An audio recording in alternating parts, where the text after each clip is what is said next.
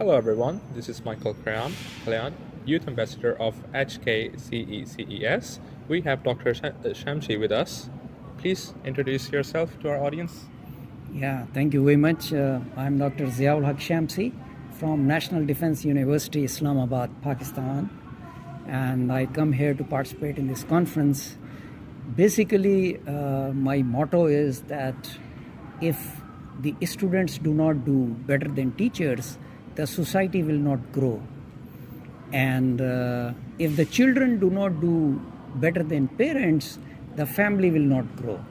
The family does not grow, the society will not grow. The society does not grow, then humanity will not grow. And humanity will not survive if societies do not grow. That is what my concept is. That's an excellent concept. Well, you must be inspiration to a lot of people, especially us, like we are a younger generation, looking forward to get inspired and learn more from professors like you. Dr. Hashmi is all the way here in Hong Kong from Pakistan. Let's start the interview with our first question. So, Dr. Hashmi, in the era of global spectrism, how can Hong Kong's youth best demonstrate the responsible aspects of BRI influence through their actions and projects? Hong Kong has been the financial capital of the East for a very, very long time. And its youth can take this particular country, because it's a very specialized zone, forward into the next and next generation. So the beauty of the Hong Kong is that it is always ahead of its time. It has been historically ahead of its time. So therefore, it's the responsibility of the youth now that they do not think of next generation. They should think of next and next generation. Why? Because we are already in next generation. So this was the argument presented by one of the speaker, and I really liked it, and because I also believe in the same way that it is time for the youth to take charge.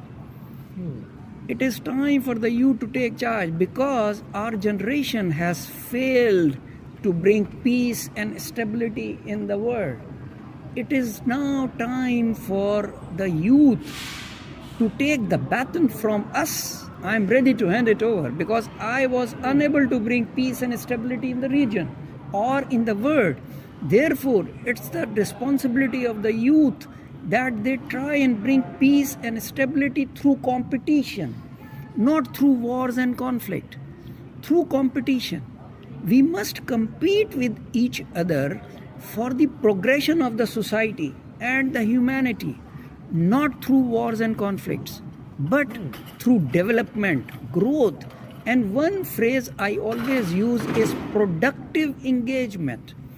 It is not that we meet, have the photo session, and then depart. We must meet to have some productive engagement so that we positively contribute for the nature, for the climate, for the people, for the growth, and for the sustained development of the society. Well, that was a fantastic answer. Let's move on to the next question.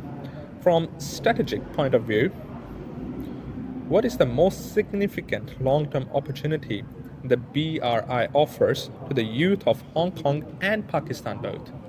Yes. When I learned first about BRI in 2013, it was Belt and Road Initiative. I have changed it to bold and responsible influence that the China can have on Global South, and Hong Kong could be center of it. Why? Because as I said before, the Hong Kong has always been ahead of its time. So now it's the responsibility of the youth of Hong Kong to move it forward to bold and responsible influence in the entire Global South, and not only Global South, because Global South is looking towards China, looking towards Hong Kong to have a better growth and a prosperous future for them. Well, fantastic answer. Let's move on to the next question. how can young professionals in fields like law, finance, and logistics help ensure BRI projects are not just bold in scale but also sustainable and community focused? Yes. Why? Because BRI is all about connectivity and communication. It is not only connecting business, it is connecting people. And if once you connect with people, then you bring in more cultures, very diverse cultures. And Hong Kong can draw benefit from it because it sits right in the middle of the world between East and West. And Hong Kong, when I move around, I see that it presents a Western face with Eastern culture. It's an amazing and a very diverse society that I've seen in the past 2 days, and I plan to see it in the next 4 days as well. Lovely, lovely answer. Let's move on to the next question.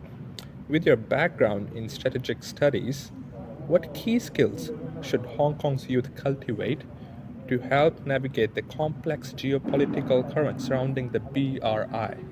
Yes, I think analytical skills. If the youth of Hong Kong can develop lateral thinking and analytical skills in them, they will be able to navigate BRI towards the entire world because it is aimed at connecting people, not only connecting business, but connecting people. When you connect with people, then you really learn about their culture, about their society, about the values. And Hong Kong is better placed to integrate these values from East and West, North and South. That is where the youth of Hong Kong play a significant role in promoting BRI as a bold and responsible influence, not only Belt and Road Initiative. Of course, fantastic. Let's move on to our last question. Last but not least, how can the younger generation act as bridge builders to foster greater trust and understanding around BRI initiatives in an increasingly polarized world? Yeah, as I said, it is the responsibility of the youth to take charge because my generation has failed to bring peace and stability.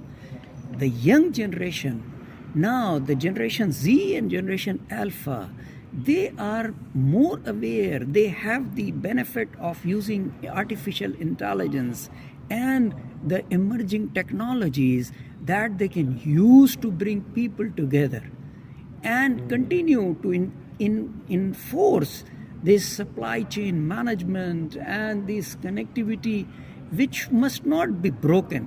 We should not remain tied to divisions. We must get united. I am looking for a visa-free society, for a tension-free society.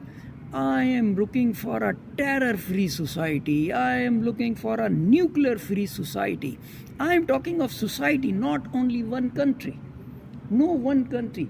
It's a society between East and West, North and South. Once the society is merged together, only then we will have a sustained growth and stability in the entire humanitarian world.